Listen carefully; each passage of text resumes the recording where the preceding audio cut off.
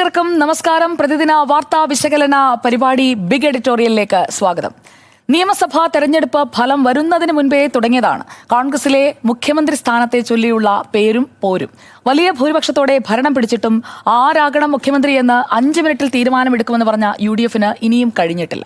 45 MLA-മാരുടെ പിന്തുണ KC വേണുഗോപാൽ പക്ഷം അവകാശപ്പെടുമ്പോൾ 20-ന് മുകളിൽ MLA-മാർ ഒപ്പമുണ്ടെന്ന് VD സതീശനും രമേശ് ചെന്നിത്തലയും പറയുമ്പോൾ ലീഗ് പറയുന്നു പൊതുവികാരം മാനിക്കണം. MLA-മാരുമായി ചർച്ച നടത്തിയ AICC നിരീക്ഷകരായ അജയ് മാക്കനും മുകുൾ വാസ്നിക്കും ഹൈക്കമാൻഡിനെ കണക്കറിയിക്കാൻ പോവുകയാണ്. മുഖ്യമന്ത്രി സ്ഥാനത്തിനായി VD സതീശൻ നിലപാട് കടുപ്പിക്കുമ്പോൾ അണികളുടെ ഫ്ലക്സ് യുദ്ധം തുടരുകയാണ്. ഹൈക്കമാൻഡിന്റെ അവസാന വാക്ക് ആർക്കൊപ്പം? ബിഗ് എഡിറ്റോറിയൽ പരിശോധിക്കുന്നു. മുഖ്യമന്ത്രി കസേരയ്ക്കായി പിടിവലി തുടരുമ്പോൾ കസേര ഉറപ്പിച്ചതായി.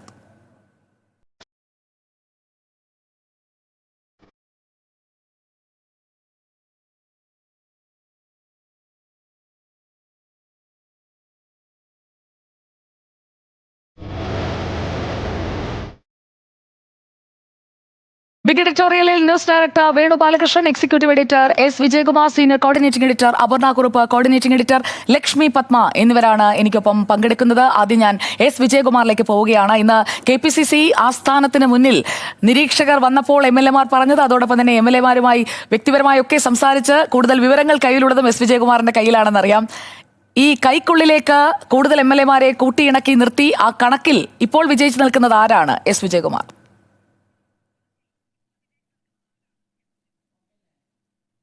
സുജിയ, ആ ചോദ്യത്തിന് വളരെ ലളിതമായ ഉത്തരം KC എന്ന് തന്നെയാണ്. KC വേണുഗോപാലിന് തന്നെയാണ് MLA-മാരുടെ പിന്തുണ കൂടുതൽ, അതിൽ തർക്കമില്ല. 40-ലധികം എന്ന് നമുക്ക് വേണമെങ്കിൽ വിശാലാർത്ഥത്തിൽ പറയാം. ഏതാണ്ട് 48, 49 എന്നൊക്കെ പറയുന്നുണ്ട്. അവകാശവാദങ്ങളാണ്. VD സതീശൻ 35 അദ്ദേഹത്തിന്റെ ക്യാമ്പ് അവകാശപ്പെടുന്നുണ്ട്. പക്ഷേ അതൊരു അവകാശവാദമായി മാത്രമേ കാണാൻ കഴിയൂ. രമേശ് ചെന്നിത്തല അദ്ദേഹത്തോടൊപ്പം 23 MLA-മാരുണ്ട് എന്ന് പറയുന്നുണ്ട്. അതിനപ്പുറത്തേക്ക് ഈ പറഞ്ഞ 3 കണക്കിനും നമുക്ക് ഔദ്യോഗികമായ സ്ഥിരീകരണം വരണമെങ്കിൽ AICC നിരീക്ഷകർ അത് ഹൈക്കമാൻഡിന് കൊടുക്കുന്ന റിപ്പോർട്ടിലെ വിവരങ്ങൾ പുറത്തു വരുമ്പോൾ മാത്രമായിരിക്കും. അതവിടെ നിൽക്കട്ടെ. പക്ഷേ ഞാൻ 1-2 പ്രധാനപ്പെട്ട വിഷയം സുജയ പറഞ്ഞതുപോലെ പല MLA-മാരുമായൊക്കെ നമ്മൾ നേരിൽ സംസാരിക്കുകയും ഒക്കെ ചെയ്യുന്ന ഘട്ടത്തിൽ ഒരു കാര്യം വ്യക്തമാണ്. ഇന്ന് CR മഹേഷ് ഈ മീറ്റിംഗ് കഴിഞ്ഞ് ഇറങ്ങുമ്പോൾ മാധ്യമപ്രവർത്തകർ ചോദിക്കുമ്പോൾ ഒരു ഒറ്റ വാക്കിൽ മറുപടി പറയുന്നുണ്ട്: കുളിപ്പിച്ച് കൊച്ചിനെ ഇല്ലാതാക്കരുത് എന്ന്. അതിൽ എല്ലാം ഉണ്ട്. CR മഹേഷ് ഒരു ശരാശരി കോൺഗ്രസ്സുകാരൻ്റെ വികാരമാണ് മാധ്യമപ്രവർത്തകരുടെ മുന്നിൽ പങ്കുവച്ചത്. നോക്കൂ, ഇവിടെ കോൺഗ്രസിനൊരു വലിയ വിജയം കിട്ടി. കോൺഗ്രസിന്റെ ചരിത്രത്തിൽ ഏറ്റവും തിളക്കമാർന്ന വിജയങ്ങളിലൊന്നാണ്. മുഖ്യമന്ത്രിയെ തിരഞ്ഞെടുക്കാൻ താമസിക്കുന്നു എന്ന് കോൺഗ്രസിനെ നമുക്ക് കുറ്റപ്പെടുത്താൻ കഴിയില്ല. അത്തരം കാലതാമസമൊന്നുമില്ല, അതിന് സമയമാകുന്നതേ ഉള്ളൂ. തമിഴ്നാട്ടിലും ഒക്കെ ആ പ്രോസസ്സ് നടക്കുന്നതേ ഉള്ളൂ. ബംഗാളിൽ നിയമസഭാ കക്ഷി നാളെ ചേരാൻ പോകുന്നത് വൈകി എന്ന് പരാതി പറയാൻ കഴിയില്ല. പക്ഷേ 3 പേര് ഒരേപോലെ മുഖ്യമന്ത്രി സ്ഥാനത്തേക്ക് മത്സരിക്കുകയാണ്. എന്ന് വെച്ചാൽ മത്സരമാണ് യഥാർത്ഥത്തിൽ. KPCC പ്രസിഡന്റ് സ്ഥാനത്തേക്ക് പണ്ട് വയലാർ രവിയും AK ആന്റണിയും മത്സരിച്ച ഒരു കാലമുണ്ട്. കുറേ പഴയ കാലമാണ്. ലീഡറും AK ആന്റണിയും തമ്മിൽ ഉണ്ടായിരുന്ന AI ഗ്രൂപ്പുകൾ തമ്മിലുള്ള ഏറ്റുമുട്ടലിൽ വയലാർ രവി ലീഡറുടെ നോമിനി K. കരുണാകരന്റെ നോമിനി AK ആന്റണിയെ പരാജയപ്പെടുത്തി കേരള പ്രദേശ് കോൺഗ്രസ് കമ്മിറ്റിയുടെ അധ്യക്ഷനായ ഒരു വലിയ പോരാട്ട ചരിത്രമുണ്ട്. അതിനുശേഷം അങ്ങനെ ഒരു മത്സരം KPCC തലപ്പത്തേക്ക് നടന്നിട്ടില്ല. നമ്മുടെയൊക്കെ വളരെ വളരെ വളരെ പഴയ കഥയാണ് ഞാൻ പറയുന്നത്. ഒരുപക്ഷെ മുതിർന്ന കോൺഗ്രസ് നേതാക്കൾക്കൊക്കെ അറിയാം. അതിന് സമാനമായ കാഴ്ചയാണ് യഥാർത്ഥത്തിൽ ഇന്ന് ഞാൻ KPCC ആസ്ഥാനമായ ഇന്ദിരാഭവന് മുന്നിൽ കണ്ടത്. ആളുകളെ MLA-മാർ വരുന്നു, MLA-മാർ അകത്തേക്ക് പോകുന്നു. ഈ 3 പേരുടെ മുന്നിൽ അവരുടെ നിലപാട് വ്യക്തമാക്കുന്നു, ഇറങ്ങിപ്പോകുന്നു. ഒരു അഭിമുഖം, ഒരു ഇന്റർവ്യൂ പോലെ നമുക്ക് തോന്നാം. അവർക്ക് പറയാനുള്ളത് പറയുന്നു. അതിൽ 2 നിരീക്ഷകരും കേരളത്തിന്റെ ചുമതലയുള്ള AICC ജനറൽ സെക്രട്ടറിയും അതിലിരിക്കുന്നു. അവരോട് പറയുന്നു. ആ നിലയിൽ ഇവരെ അതിനു മുമ്പ് നടക്കുന്ന എന്താണ്? ഗ്രൂപ്പ് മാനേജർമാർ, ഫ്ലോർ മാനേജർമാർ ഇവരെ ക്യാൻവാസ് ചെയ്യാൻ പോകുന്നു. KC-ക്ക് വേണ്ടി അനിൽകുമാർ, ഷാഫി പറമ്പിൽ, അങ്ങനെ കുറേ ആളുകൾ, മാത്യു കുഴൽനാടൻ, അങ്ങനെ കുറേ ആളുകൾ KC-ക്ക് വേണ്ടിയുണ്ട്. രമേശ് ചെന്നിത്തലയ്ക്ക് വേണ്ടി അൻവർ സാദത്ത് ഉൾപ്പെടെ, ജ്യോതികുമാർ ചാമക്കാല ഉൾപ്പെടെയുള്ള നേതാക്കൾ, ജനപ്രതിനിധികളുണ്ട്. VD ക്യാമ്പിന് വേണ്ടി VD സതീശൻ നേരിട്ട്, അല്ലെങ്കിൽ VD സതീശൻ MLA-മാർക്ക് പുറത്തുള്ളവരെ ഉപയോഗിച്ച്, കോൺഗ്രസിന്റെ പ്രാദേശിക നേതാക്കളെ ഉപയോഗിച്ച് നടത്തുന്ന സമ്മർദ്ദം, സാംസ്കാരിക നേതാക്കളെ ഉപയോഗിച്ച് കത്തെഴുതലൊക്കെ നടക്കുന്നു. ആ നിലയിൽ സമ്മർദ്ദം. ഇത് കോൺഗ്രസിനെ കോൺഗ്രസിന് വോട്ട് ചെയ്തവരെ ഈ സർക്കാർ വിരുദ്ധ വോട്ടുകൾ സമാഹരിച്ച അവിടുത്തെ ജനപ്രതിനിധികളോടൊക്കെ നാളെ കോൺഗ്രസ്സുകാർ ചോദിക്കുന്ന ഒരു ചോദ്യമുണ്ട്, അല്ലെങ്കിൽ വോട്ട് ചെയ്തവർ ചോദിക്കുന്ന ചോദ്യമുണ്ട്. ഈ പൊറാട്ട നാടകം കാണാനാണോ നിങ്ങൾക്ക് ഞങ്ങൾ വോട്ട് ചെയ്തത് എന്നൊരു ചോദ്യമുണ്ട്. അപ്പോൾ ഇത് കോൺഗ്രസിന് ഒട്ടും ശുഭകരമല്ല.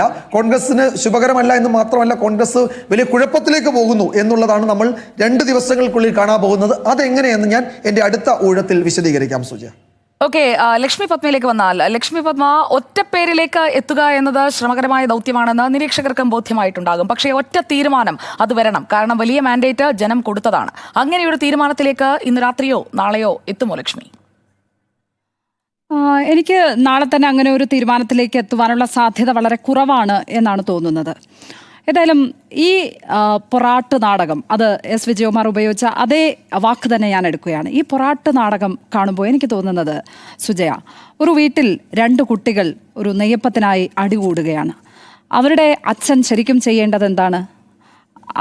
കൃത്യമായി കുട്ടികളെ പറഞ്ഞ് സമാധാനിപ്പിച്ച് ആ നെയ്യപ്പം വീതിച്ചു കൊടുക്കുകയോ അതല്ലെങ്കിൽ ഒരാൾക്ക് കൊടുത്തിട്ട് വേറൊരാൾക്ക് ബർഗർ വാങ്ങി കൊടുക്കുകയോ അങ്ങനെ കുട്ടികളെ അനുനയിപ്പിക്കുകയാണ് ചെയ്യേണ്ടത്. പക്ഷേ ഇവിടെ ആ വീട്ടിലെ അച്ഛൻ ചെയ്യുന്നത് ആ കുട്ടികൾക്കൊപ്പം നെയ്യപ്പത്തിന് അടികൂടുന്ന കാഴ്ചയാണ്. അതാണ് കെ.സി. വേണുഗോപാൽ ഈ പിക്ചറിലേക്ക് വരുമ്പോൾ എനിക്ക് തോന്നുന്ന ഒരു സിമ്പിളായി പറയാൻ പറ്റുന്ന ഒരു ഉദാഹരണം അതാണ്. അതിനോടാണ് ഉപമിക്കാൻ പറ്റുന്നത്. കാരണം ഇന്ത്യ പോലൊരു രാജ്യത്ത് കോൺഗ്രസിന് ഭരണമുള്ള ഇടങ്ങളിലൊക്കെ മുഖ്യമന്ത്രിയെ തീരുമാനിക്കാൻ ചുമതലയുള്ള ആ ഉത്തരവാദിത്തമുള്ള ആൾ ഇവിടെ കേരളത്തിൽ വന്ന് മുഖ്യമന്ത്രിയാകാൻ മത്സരിക്കുന്നു. അതും തീർത്തും അധാർമികമായ രീതിയിൽ തന്നെ എന്ന് പറയേണ്ടി വരും. ഡയറക്റ്റായ ഒരു മത്സരമല്ല. അങ്ങനെ ആയിരുന്നുവെങ്കിൽ നേരത്തെ പ്രഖ്യാപിക്കണമായിരുന്നു. സംഘടനാ ചുമതലയുള്ള ജനറൽ സെക്രട്ടറി കെ.സി. വേണുഗോപാലിന് ആ സ്ഥാനം രാജിവെച്ച് വരാമായിരുന്നു. അതല്ലെങ്കിൽ ഒരു പ്രഖ്യാപനത്തിലൂടെ നേരത്തെ തന്നെ പറയാമായിരുന്നു. മുഖ്യമന്ത്രി സ്ഥാനാർത്ഥിയായി വരാമായിരുന്നു. ഒന്നും ഉണ്ടാകുന്നില്ല. ഇവിടെ ജനവിധിയെ വെല്ലുവിളിക്കുകയാണ് ചെയ്യുന്നത്. നമുക്കറിയാം, CPM-ന്റെ ഇടതുപക്ഷത്തിൻ്റെ പരാജയത്തിൽ നിന്ന് കോൺഗ്രസിനും പഠിക്കാൻ പലതുമുണ്ട്. കാരണം മുഖ്യമന്ത്രിയേക്കാൾ വലിയ ഭൂരിപക്ഷവുമായി നിയമസഭയിലെത്തിയ കെ ശൈലജയെ മന്ത്രിസഭയിൽ ചേർക്കാതെ മാറ്റി നിർത്തിയ പിണറായി വിജയന് കൊടുത്ത ജനവിധി എന്താണ്, ആ ഇടത് ഗവൺമെൻറ്റിന് കൊടുത്ത ജനവിധി എന്താണെന്ന് നമ്മൾ കണ്ടുകൊണ്ടിരിക്കുകയാണ്. അത് ശൈലജയ്ക്ക് മാത്രമല്ല, പിന്നാലെ TM തോമസ് ഐസക്കിനെ, സുധാകരനെ, ഇവരെയൊക്കെ വെട്ടിയെറിയുന്നതിൻ്റെ ഫലമാണ്, അതിനുള്ള മറുപടിയാണ് ജനം കൊടുത്തത്. അപ്പോൾ ആ പരാജയത്തിൽ നിന്ന് പഠിക്കാൻ കോൺഗ്രസിനും ഒരുപാടുണ്ട്. ഇവിടെ ജനവിധിയെ മാനിക്കുക എന്ന ഒന്നുണ്ട്.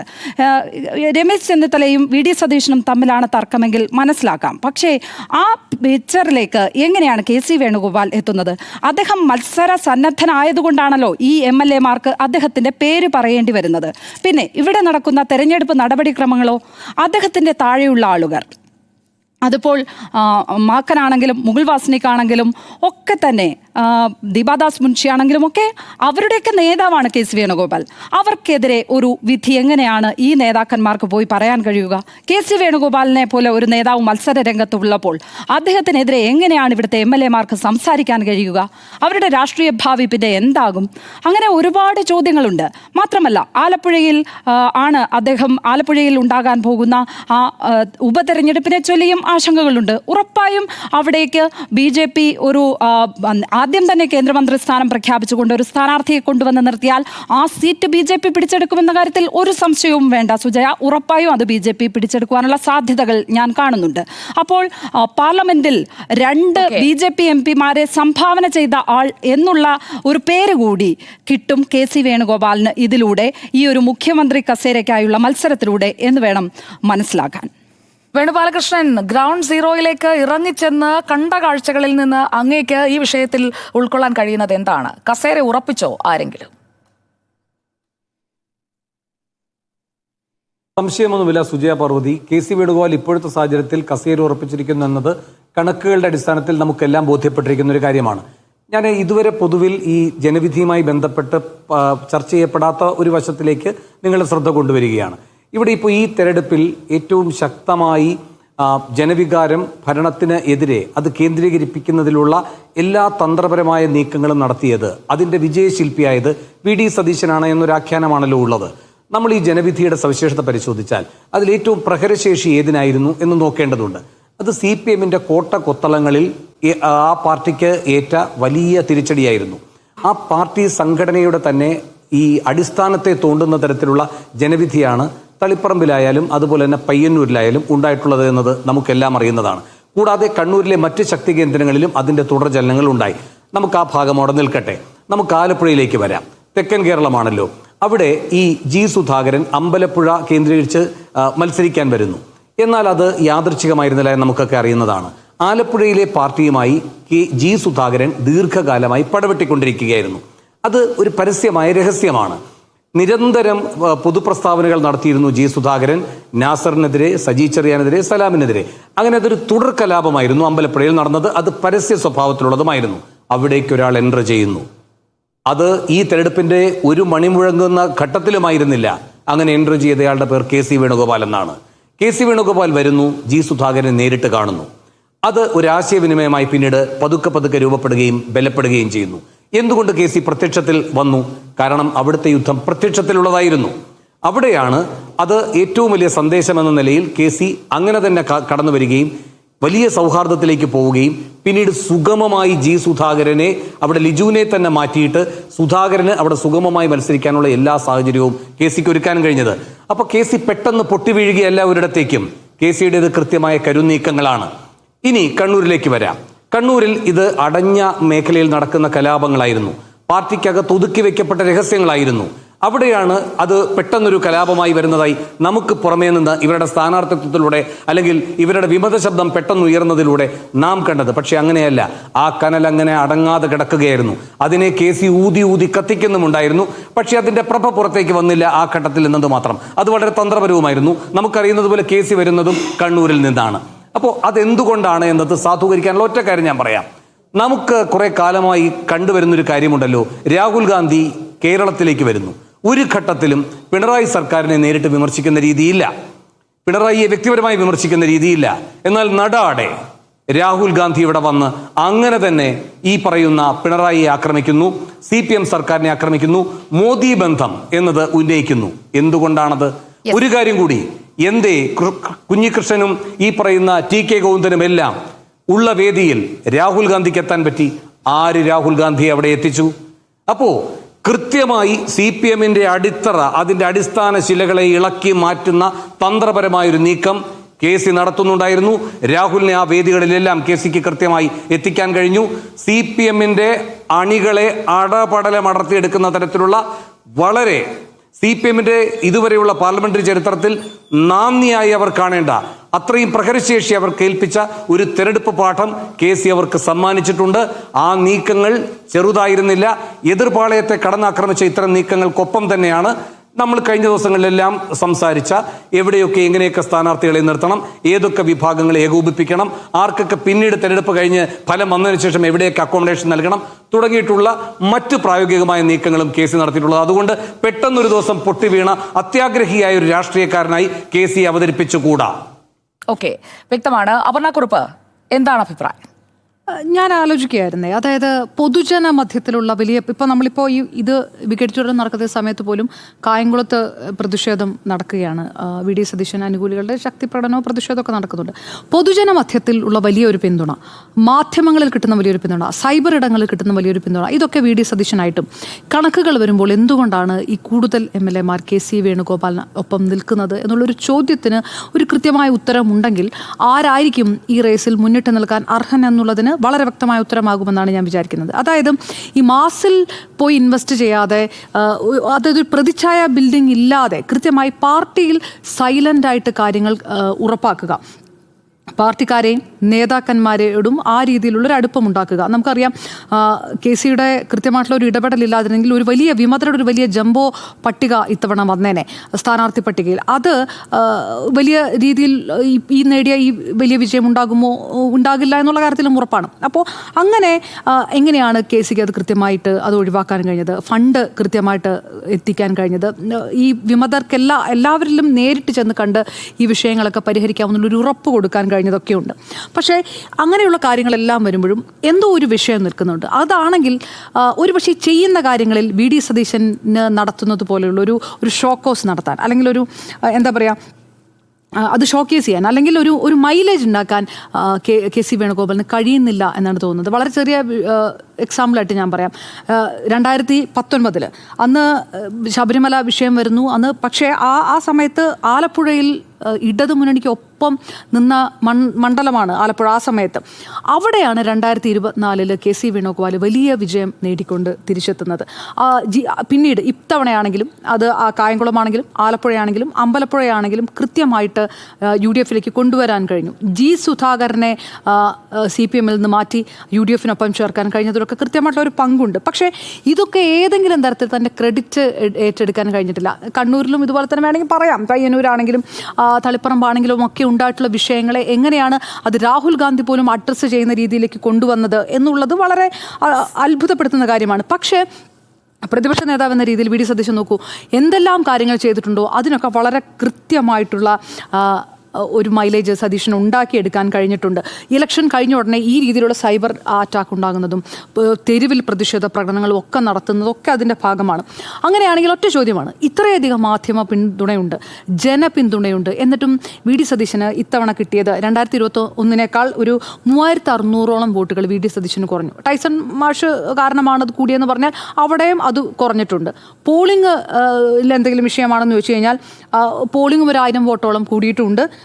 BJPക്കും വോട്ട് കൂടിയിട്ടുണ്ട്. അപ്പോൾ ഇങ്ങനെ ഒരു വിഷയം അതിനകത്ത് നിൽക്കുമ്പോൾ എന്തുകൊണ്ട് ഇത്രയും അതായത് ഒരു പ്രതിച്ഛായ ഇമേജ് ഉണ്ടാക്കുന്നതിനും നന്നായിട്ട് പാർട്ടിയുടെ സംഘടനാപരമായ കാര്യങ്ങളിൽ കൃത്യമായി ഇൻവെസ്റ്റ് ചെയ്യാൻ KC ആണ് കഴിഞ്ഞത്. അത് MLA മാർ മനസ്സിലാക്കുന്നത് കൊണ്ടായിരിക്കണം ഈ പിന്തുണയെങ്കിൽ കൃത്യമാണ്.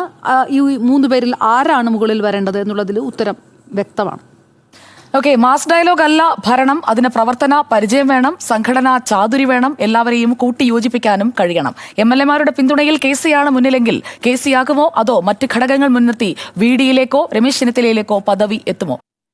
പ്രിയപ്പെട്ട പ്രേക്ഷകരെ, വെൽക്കം ബാക്ക്. ബിഗ് എഡിറ്റോറിയൽ നമ്മൾ ചർച്ച ചെയ്യുന്നത് കസേര ആരാണ് ഉറപ്പിച്ചത് എന്നതാണ്. ഇന്നിപ്പോൾ MLA മാരുടെ അഭിപ്രായം തേടിക്കഴിഞ്ഞ് നിരീക്ഷകർ മടങ്ങുകയാണ്. ഹൈക്കമാൻഡ് നിയോഗിച്ച നിരീക്ഷകരാണ് അജയ് മാക്കനും അതുപോലെ തന്നെ മുകുൾ വാസ്നിക്കും. രണ്ടുപേരും MLA മാരെ കണ്ടു, അതുപോലെ തന്നെ ഘടകകക്ഷികളെ കണ്ടു, കേട്ടു. എല്ലാവരുടെയും അഭിപ്രായം രേഖപ്പെടുത്തിക്കൊണ്ടുള്ള സമഗ്രമായ റിപ്പോർട്ട് ഇന്ന് രാത്രിയോ അല്ലെങ്കിൽ നാളെയോ അത് കൈമാറുകയും ചെയ്യും. പിന്നീട് അതിന്മേൽ അധികം കാലതാമസം ഉണ്ടാകില്ല. മറ്റ് കൂടിയാലോചനകൾ കൂടി പൂർത്തിയാക്കിയതിനു ശേഷം പരമാവധി ഞായറാഴ്ച അതിനു മുൻപ് തന്നെ അന്തിമ തീരുമാനത്തിലേക്ക് എത്താൻ പോവുകയാണ്. ഇവിടെ കോൺഗ്രസിന്റെ സാമ്പ്രദായികമായ രീതി, നമ്മൾ കഴിഞ്ഞ ദിവസങ്ങളിൽ ചർച്ച ചെയ്തപ്പോഴും ഞാൻ ഉപയോഗിച്ച വാക്ക് അത് തന്നെയാണ്. കൃത്യമായ ഒരു ഘടനയിലൂടെയാണ് ഈ തെരഞ്ഞെടുപ്പ് നടത്താറുള്ളത്. അത് പാർലമെന്ററി പാർട്ടിയിലെ കോൺഗ്രസിന്റെ MLA മാരിൽ നിന്ന് അവർ നിർദ്ദേശിക്കുന്ന പേരിൽ നിന്ന് തീരുമാനത്തിലേക്ക് എത്തുക. പ്രതിപക്ഷ നേതൃസ്ഥാനത്തേക്ക് കഴിഞ്ഞ തവണ VD സതീശന് വോട്ട് കുറഞ്ഞിട്ടും രമേശ് ചെന്നിത്തലയെ മാറ്റി VD സതീശനെ ആക്കി എന്നുള്ള ഒരു കാര്യം മുൻനിർത്തിക്കൊണ്ടാണ് ഇപ്പോൾ VD ക്യാമ്പ് ഇത്തവണയും അതേ മാനദണ്ഡം, അതായത് പൊതുജന പിന്തുണ, അതുപോലെ സൈബറിടത്തിലെ പിന്തുണ, പുറത്ത് കാണുന്ന കോലാഹലങ്ങൾ അതെല്ലാം ചേർത്ത് വെച്ചുകൊണ്ട് ഇത്തവണയും VD സതീശനെ എങ്ങനെയാണോ പ്രതിപക്ഷ നേതാവായത് അങ്ങനെ എളുപ്പവഴിയിൽ ക്രിയ ചെയ്തുകൊണ്ട് പുറത്തെ ബഹളത്തിൽ നിന്ന് തെരഞ്ഞെടുക്കുക എന്നുള്ളതാണ്. അദ്ദേഹത്തെ അനുകൂലിക്കുന്ന ആളുകൾ പ്രത്യേകിച്ചും എല്ലാ ഇടങ്ങളിൽ നിന്നും, അത് ഘടകകക്ഷികളിൽ നിന്നടക്കം നമ്മൾ ഇന്ന് കേട്ട ദിവസമാണ്. VD സതീശന് ഏതെങ്കിലും തരത്തിൽ മെറിറ്റ് കുറവുണ്ട് എന്ന് ഞാൻ കരുതുന്നില്ല. പക്ഷേ ഒരു കെട്ടിടം ഉയരുമ്പോൾ ആ കെട്ടിടത്തിന്റെ എഞ്ചിനീയർ ആണോ അതോ ആ പണികൾ നിയന്ത്രിച്ചയാളാണോ അതിലെ പ്രധാനപ്പെട്ട ആ നിർമ്മിതിയുടെ ഉത്തരവാദിത്തം ഏറ്റെടുക്കേണ്ടത്? നിർമ്മാണ തകർച്ചയുണ്ടായാൽ, ആ സ്ട്രക്ചറൽ കൊളാപ്സ് ഉണ്ടായാൽ ആരാണ് അതിന്റെ ഉത്തരവാദിത്തം ഏറ്റെടുക്കേണ്ടത്? ആ നിർമ്മിതിയുടെ പൂർണ്ണ ഉത്തരവാദിത്തം ഏറ്റെടുക്കേണ്ടത് ആ കല്ലും സിമെന്റും കൊണ്ടുവന്നവരല്ല. ദീർഘകാല പ്ലാനിങ്ങിലൂടെ കൃത്യമായ സ്ട്രക്ചർ ഏത് വേണമെന്ന് ഫിക്സ് ചെയ്യുന്നതിലൂടെ ആ നിർമ്മിതി പൂർത്തിയാക്കിയ ആളാണ്. അതുകൊണ്ടാണ് KC വേണുഗോപാലിന്റെ പേര് കൂടുതൽ MLA മാർ പറഞ്ഞത് എന്നതാണ് പലരോടും സംസാരിച്ചപ്പോൾ എനിക്ക് മനസ്സിലാക്കാൻ സാധിച്ചത്. കാരണം കേവലം തെരഞ്ഞെടുപ്പിൽ മുന്നിൽ നിന്ന് നയിക്കുന്നത്, പ്രതിപക്ഷ നേതാവായിരിക്കുന്നത്, അത് മാത്രമല്ല ഞങ്ങൾ മാനദണ്ഡമായി കണ്ടത് എന്നതാണ് ഇന്ന് അഭിപ്രായം രേഖപ്പെടുത്തിയ MLA മാരിൽ പലരും പറഞ്ഞിരിക്കുന്നത്. അത് പലരും സൗണ്ട് ബൈറ്റായി പറഞ്ഞിട്ടില്ല എങ്കിലും എനിക്ക് മനസ്സിലാക്കാൻ കഴിഞ്ഞത് 40-ലധികം എന്നല്ല 50-നോടടുത്ത് MLA മാർക്ക് KC മുഖ്യമന്ത്രിയാകണം എന്ന താല്പര്യമാണ്. MLA മാർക്കൊപ്പമല്ലേ നിയമസഭയിൽ ഇരിക്കേണ്ടത്, പൊതുജനങ്ങൾക്കൊപ്പമല്ലല്ലോ. പൊതുജനങ്ങൾ വോട്ട് ചെയ്ത് തെരഞ്ഞെടുത്ത നിയമസഭയിൽ അയച്ച പ്രതിനിധികളുടെ സ്വരമാണ് പാർട്ടി കേൾക്കേണ്ടത് എന്നതാണ് തീരുമാനം എങ്കിൽ KC വേണുഗോപാൽ വളരെ എളുപ്പത്തിൽ തന്നെ മുഖ്യമന്ത്രിയായി മാറേണ്ട സാഹചര്യമാണ് നിലവിലുള്ളത്. കാരണം 63-ൽ 50-നോടടുപ്പിച്ച് MLA മാർ KC എന്ന ഒറ്റ പേര് ഹൈക്കമാൻഡ് അയച്ച നിരീക്ഷകരുടെ മുന്നിൽ പറയുമ്പോൾ വീണ്ടും പ്രതിപക്ഷ നേതൃസ്ഥാനത്തേക്ക് രമേശ് ചെന്നിത്തലയെ മാറ്റിയ അതേ ബുദ്ധിയോടുകൂടി ഇവിടെയും ആ രീതിയിൽ ഒരു അട്ടിമറി സാധ്യമാക്കാൻ ശ്രമിക്കുന്നത് എന്തിനാണ്? ഒറ്റ തീരുമാനത്തിലേക്ക് എത്തുകയല്ലേ വേണ്ടത്? ഞാൻ പറയുന്നത് വി ഡി സതീശൻ അടക്കം KCയുടെ പേര് പറയാമായിരുന്നു. കാരണം KC വേണുഗോപാൽ എന്താണ് ഈ തെരഞ്ഞെടുപ്പിൽ നിർവഹിച്ച റോൾ എന്നുള്ളത് നേരത്തെ വേണുഗോപാലകൃഷ്ണൻ കൃത്യമായി ഇവിടെ പങ്കുവയ്ക്കുകയും ചെയ്തു. ഒരു ബ്ലൂ പ്രിന്റ് തയ്യാറാക്കുക, ഒരു അടിത്തറ തയ്യാറാക്കുക, അതിന് മുകളിലേക്ക് കെട്ടിടം ഏറ്റവും ബലത്തോടെ പണിതുയർത്തുന്നതിന് ആ നിർമ്മാണ പ്രവൃത്തിയിൽ ഭാഗഭാക്കായ എല്ലാവരെയും ചേർത്ത് നിർത്തുക. അതിർത്തിയുള്ള ആളുകളുണ്ടാകാം, അവരെയും ആ നിർമ്മാണ പ്രവർത്തനത്തിന്റെ ഭാഗമാക്കുക.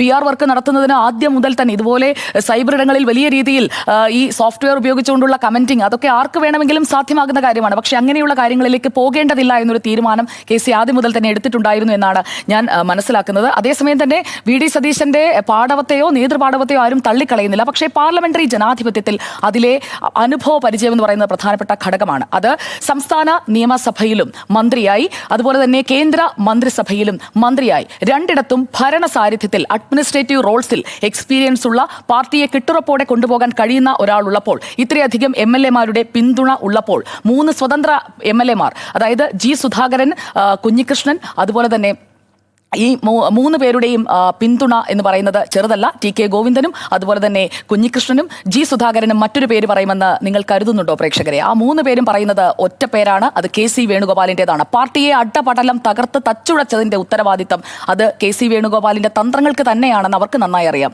അവർ പറയുന്ന അഭിപ്രായത്തിന് അതുകൊണ്ട് തന്നെ ഹൈക്കമാൻഡ് വില കൽപ്പിക്കും എന്നാണ് ഞാൻ കരുതുന്നത്. ഘടകകക്ഷികളെക്കാൾ കൂടുതൽ G. സുധാകരനെ മത്സരിപ്പിച്ചത് കേരളത്തിലാകെ കേഡർ വോട്ടുകൾ കോൺഗ്രസിലേക്ക്, UDF-ലേക്ക് എത്തിച്ചിട്ടുണ്ട് എന്നത് പ്രധാനമായ ഒരു യാഥാർത്ഥ്യമാണ്. ആ യാഥാർത്ഥ്യം AICC ഉൾക്കൊള്ളുമെന്നുള്ളതാണ് എൻ്റെ ടേക്ക്. അതുകൊണ്ട് നിലവിലെ MLA-മാരുടെ പിന്തുണ, അതുപോലെ തന്നെ വിജയിച്ചു വന്ന ഇടതുപക്ഷത്ത് നിന്ന് UDF-ലേക്ക് എത്തി സ്വതന്ത്ര MLA-മാരായി ഇപ്പോൾ നിൽക്കുന്ന 3 പേരുടെ അഭിപ്രായം, അതിന് കൂടുതൽ വെയിറ്റേജ് കിട്ടും എന്ന് തന്നെയാണ് ഞാൻ കരുതുന്നത്. നമുക്ക് ചർച്ചയിലേക്ക് പോകാം. എൻ്റെ ഭാഗം ഞാൻ പൂർത്തിയാക്കുകയാണ്. ലക്ഷ്മി. യെസ്, ഇതിനകത്ത് ആരാണ് അത് പറഞ്ഞതെന്നറിയില്ല. ഈ ഡീൽ ആരോപണം രാഹുൽ ഗാന്ധി ഉയർത്തുന്നത്, ഡീൽ ആരോപണം രാഹുൽ ഗാന്ധി ഉയർത്തുന്നതിന് മുമ്പ് തന്നെ ഡീൽ ആരോപണം പ്രധാനമായും പറയുന്നത് വി ഡി സതീശനാണ്. വി ഡി സതീശനെയാണ് ഇവിടെ നുണേശൻ എന്ന് പറഞ്ഞ് പ്രതിപക്ഷം ഈ തെരഞ്ഞെടുപ്പിൽ ഉടനീളം ഭരണപക്ഷം ആക്രമിച്ചത്.